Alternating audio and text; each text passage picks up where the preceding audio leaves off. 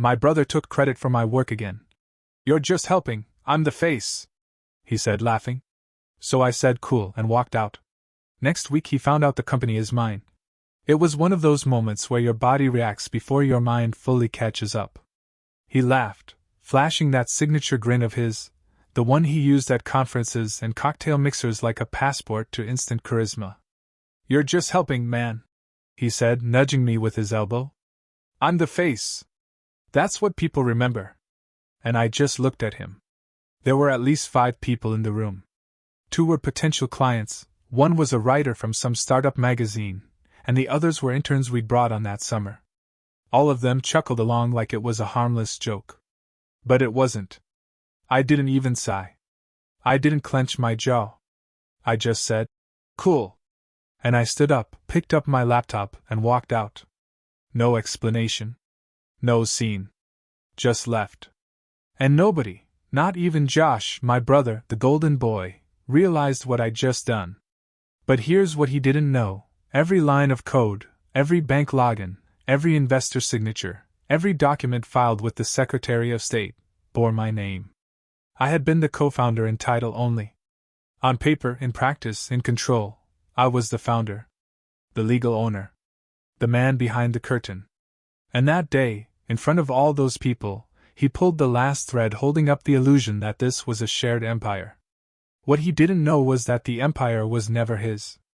The first time I felt something shift, like truly shift, was 3 months into our launch. Josh and I had always been close. Not heart-to-heart close, but the kind of sibling partnership where we complemented each other. He could walk into a room and own it. I could sit at a desk for 14 hours and build the systems that powered it. I liked it that way. When we decided to start the company, it felt natural. Josh had the charm, the pitch, the people skills. I had the technical know-how, the patience, the strategy. Together, we made a solid team. But early on, I started noticing little things. There was this pitch event in Boston, one of those flashy expos where founders strutted around like peacocks trying to impress VCs. I had prepped Josh with the deck, the market numbers, even made a demo for him to run. I watched the live stream from my apartment, nervous but hopeful. He nailed the pitch. No surprise there. But when the host asked who handled the product, who built the tech, Josh smiled and said, "Well, I oversee everything. We've got some help on the back end, but the vision? That's me." Some help. That's what I was to him. Help. At first, I gave him the benefit of the doubt. Maybe he was just simplifying things for the audience. Maybe he didn't want to get into the weeds. But then I saw the article. A write-up on a mid-tier tech site. Headline: Young Visionary Disrupts Health Tech Space. The photo was Josh, naturally. The content? A glowing account of his innovation, his team, his dream. My name wasn't mentioned once. And that's when I started to pay attention. To the way he'd talk over me in meetings. To the way he'd introduce me, if he introduced me at all. To how the interns called me the engineer. Like I was some contractor he'd brought on. Something was unraveling. Not fast, not all at once. But enough that I started keeping records. Screenshots. Emails. Drafts of proposals he claimed to have written. Copies of contracts I had filed, alone. Quietly, I began fortifying my position. Because something told me Josh was going to forget that I had built the kingdom he loved ruling. And I wanted to be ready for when he did. It wasn't one big fight. That's the funny part. If this were a movie, you'd expect shouting across a conference table, chairs scraping, threats tossed like grenades. But in real life? The biggest betrayals come wrapped in a smile and a handshake. The confrontation happened over cold pizza and warm coffee in our shared office space. Friday night, almost 8 p.m. I was debugging a payment integration issue. Josh waltzed in, holding a bag of takeout like he'd just come back from saving the world. "Met with those angel guys today," he said, dropping into the chair across from me. "Crushed it." I nodded, still typing. "You mentioned we're looking to expand the ops team?" He shrugged. "Didn't get into the weeds. They're more interested in my vision." "My vision?" I finally stopped typing. You keep saying that, I said quietly. Josh raised an eyebrow. Saying what? My vision. My team. My pitch. Like I'm just here. Like I didn't build the platform. Like I haven't been running payroll, onboarding clients, writing the actual product. He leaned back, smirking. Come on, man. Don't be sensitive. You know I'm the face. You're more the engine. The engine, I repeated. He gestured with his chopsticks. Exactly. Every car needs one. But no one asks to meet the engine. They want to see the Ferrari, not the stuff under the hood. He laughed at his own metaphor. I didn't. And what am I supposed to do with that? I asked. Josh blinked. Dude, relax. You're helping. I'm steering the ship. That was the moment. That exact moment. I stood up. Closed my laptop. Took my jacket off the back of the chair. And said the one word that would change everything. Cool. I walked out, leaving Josh staring after me with a mouthful of lo mein and the smugness of someone who had no idea he just made the worst mistake of his life. I didn't go home angry. That surprised me. I wasn't storming out to vent to friends or fire off bitter texts. I went home calm. Clear. Like a switch had been flipped and I could finally see the board for what it was. I stayed up that night reviewing everything. The company was legally registered under a single founder, me. Josh was never interested in paperwork. He always said that stuff made his head hurt. So I handled it. The incorporation, the bank accounts, the intellectual property filings, the cap table, all with my name on it. He'd never even asked to see the operating agreement. I'd sent it, of course, months ago. He replied with a thumbs-up emoji. I logged into the admin dashboard. Our corporate accounts, our CRM, our AWS infrastructure, every account, every key access point, under my control. Josh had always assumed he was in charge. Because he talked more. He assumed charisma equaled control. But charisma doesn't file taxes. Charisma doesn't negotiate seed funding terms with two sets of VCs while redlining contract language. Charisma doesn't build architecture or secure a trademark or stay up at 3 a.m. fixing a memory leak before a product demo. That was me. I didn't rush. I didn't slam doors. I made a list. Freeze Josh's access to internal systems. Rebrand the platform. Notify our investors. Move forward, without him. I wasn't angry. Not anymore. I was surgical. By Monday morning, Josh still hadn't realized anything was wrong. He showed up at the office late, as usual, with a smoothie in one hand and his phone in the other, grinning like he was about to conquer the world. I watched him from across the street, seated at a coffee shop with my laptop open, logged into every system that mattered. He tried to log into the admin dashboard at 10:03 a.m. Locked. Tried the team Slack next. Deactivated. Then the email. Gone. At 10:08 my phone buzzed. A call from Josh. I didn't answer. At 10:10 he texted me. Hey man, something's weird with my account. Can you reset it? I just stared at the message. He still thought I worked for him. At 10:15, I emailed our investors. The message was direct. Calm. Professional. Effective immediately, I've restructured the executive leadership of our company. Due to ongoing misalignment, Josh Taylor will no longer be involved in company operations. All technical, legal, and financial responsibilities remain solely with me, as documented in our incorporation filings. I'll be holding an investor call at noon to discuss the transition. The replies came fast, and they were surprisingly supportive. Most of them had dealt with face guys before. They knew what mattered was the product, the structure, the person who did the actual work.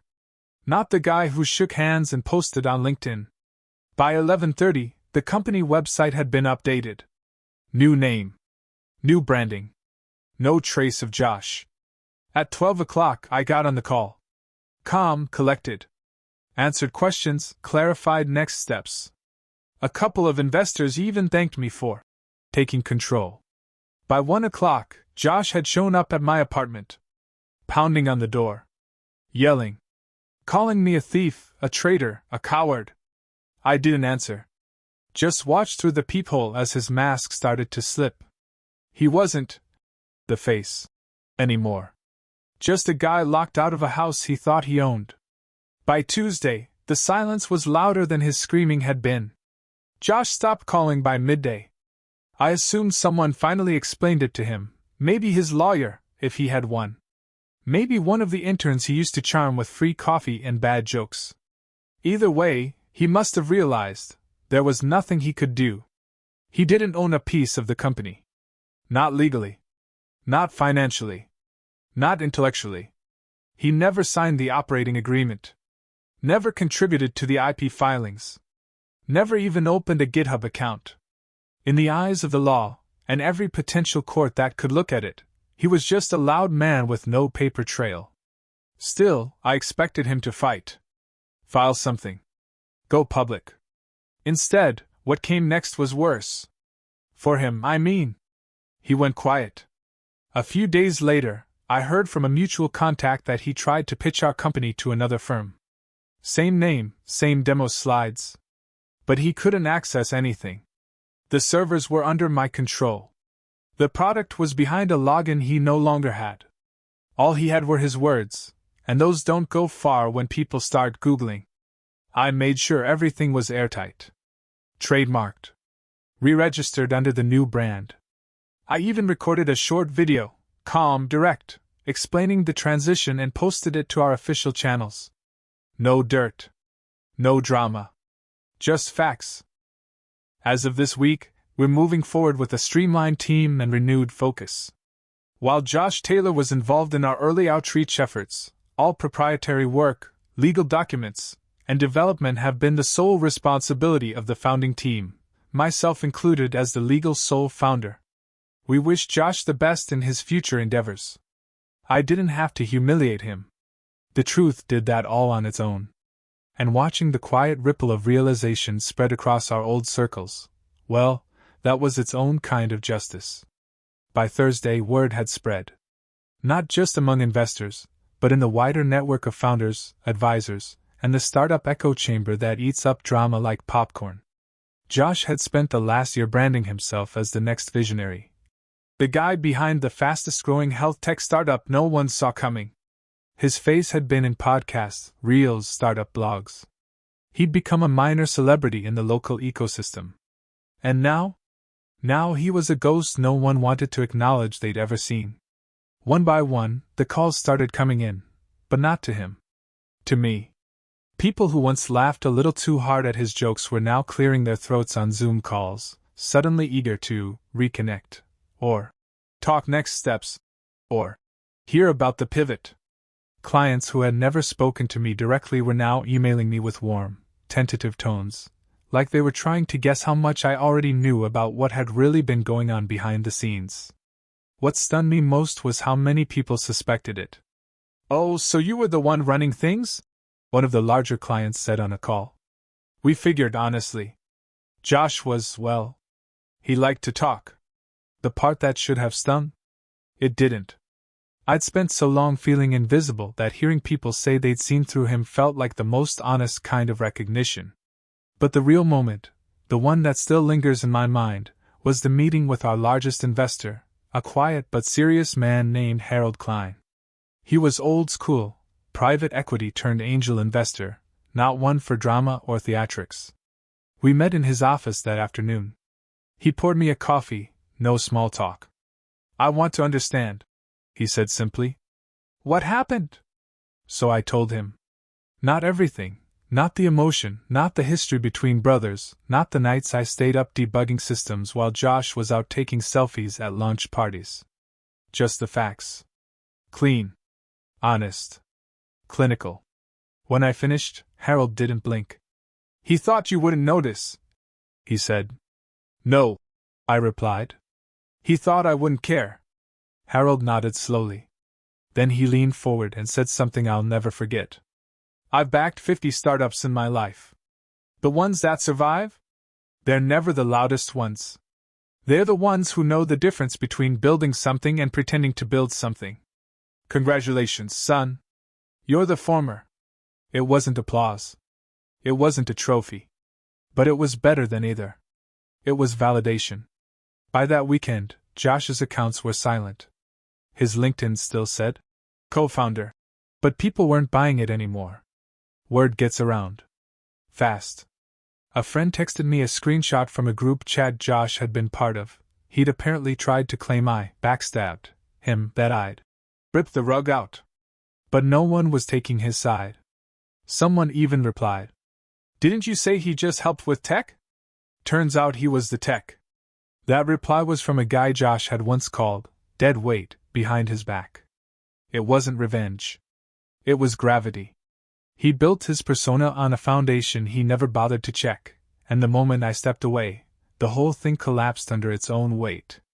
I expected to feel triumphant. I expected the silence from Josh to feel like victory, like the final scene in a long, slow revenge film where the wronged hero walks away as the building burns behind him, not looking back. But that's not how it felt. The first Saturday after I cut him out, I sat in my apartment, watching the sun come through the windows in streaks across my keyboard, the same spot where I'd written the first lines of code for our platform. I still remembered that night. A pot of stale coffee, my hoodie pulled tight, Spotify humming low. Josh had been asleep. I'd built the whole framework in one stretch, like it had been waiting to come out of me. Now, the code still ran. Better than ever. The company had stabilized, the transition message had gone out clean, and the team, what remained of it, was quietly reaching out to say how relieved they were. But Josh? He hadn't reached out once since that day at my door. And for the first time in a very long time, I realized just how far apart we'd drifted, even before the company. It was always me who fixed the messes.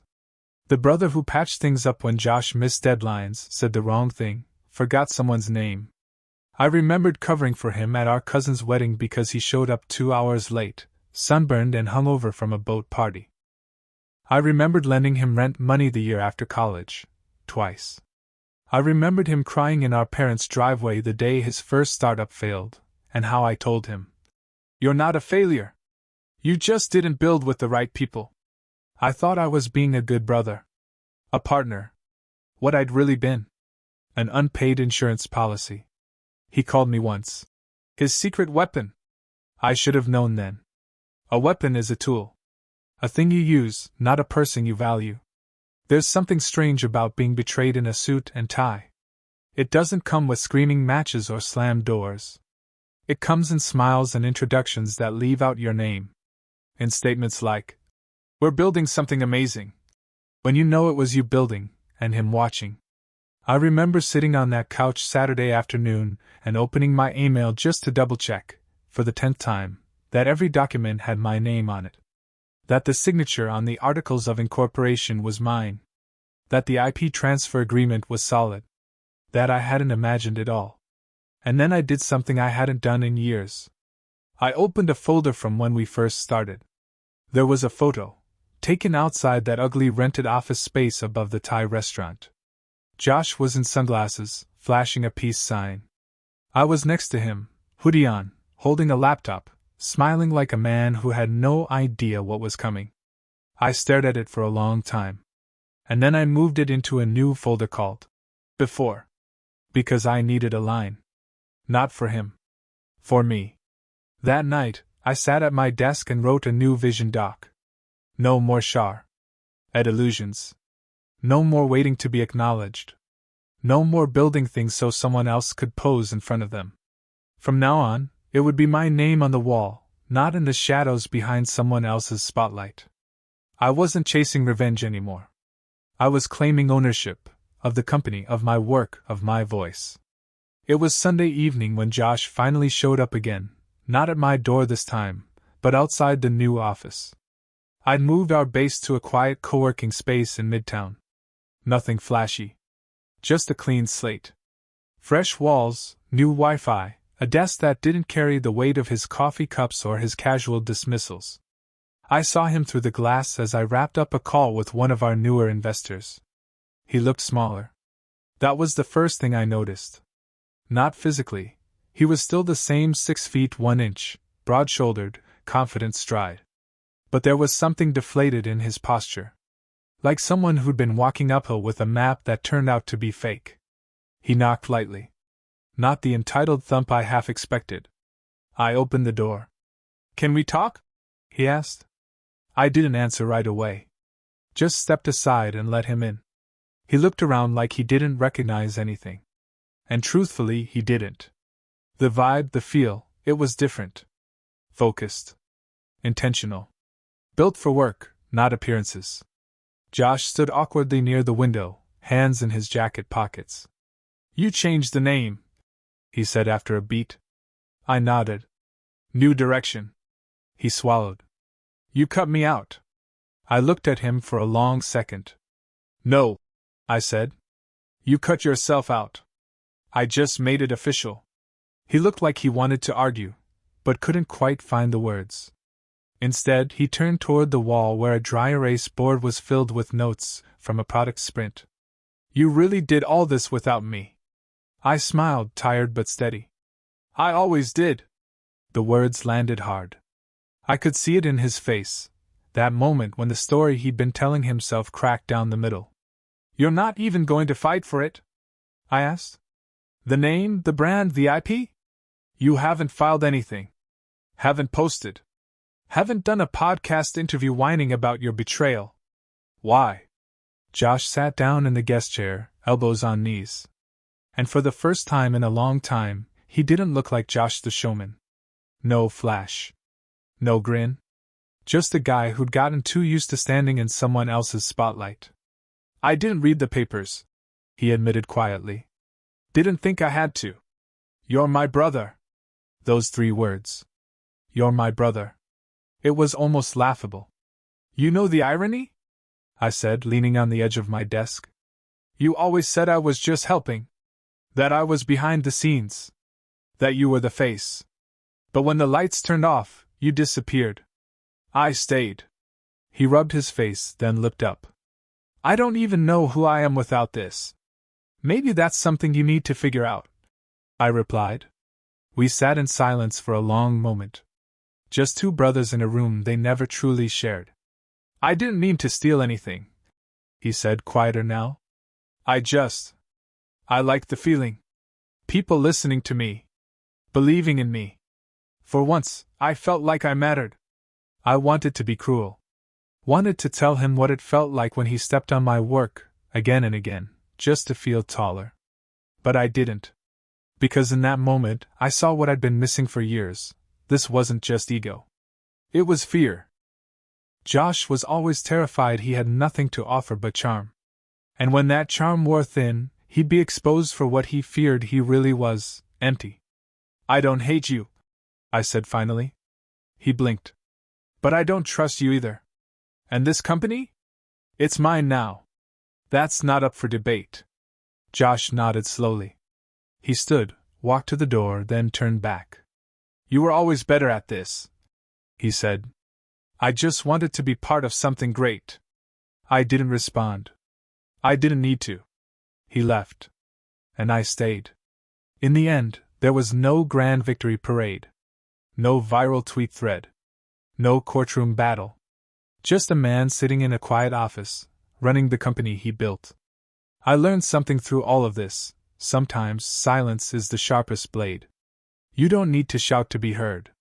You don't need revenge to win. Just let people show you who they are. Then believe them. And if you build something, really build it, make sure your name is on the foundation, not just the brochure. Because when the curtain falls, and the crowd clears, only the builder is left standing. And that was me. Still here. Still building.